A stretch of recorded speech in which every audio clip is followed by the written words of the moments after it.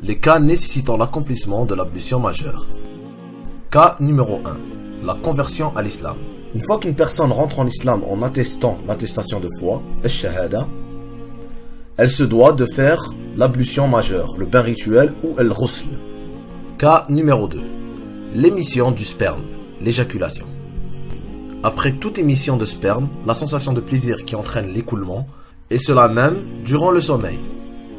Le fait de provoquer soi-même l'écoulement du sperme est interdit, haram. Cas numéro 3. Les rapports intimes entre époux.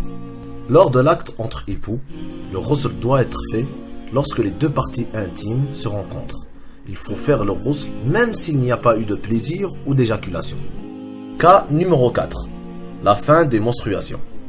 En effet, l'écoulement du sang menstruel met la femme dans une situation d'impureté, l'obligeant à se purifier en accomplissant le bain rituel après son retour à l'état de pureté.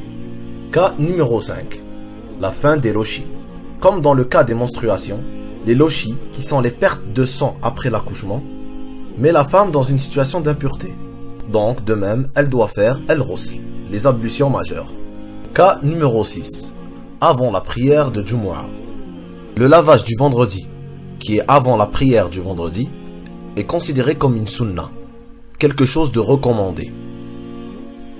Le prophète sallallahu alayhi wa sallam a dit: il est un devoir à tout pubère de se laver pour la prière du vendredi. Bukhari et Muslim. Voici les actes interdits à la personne en état d'impureté majeure.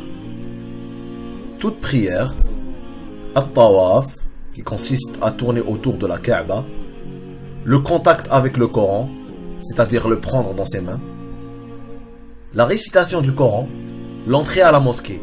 Il est interdit lorsqu'on est en état d'impureté majeure de rentrer à la mosquée et de s'asseoir.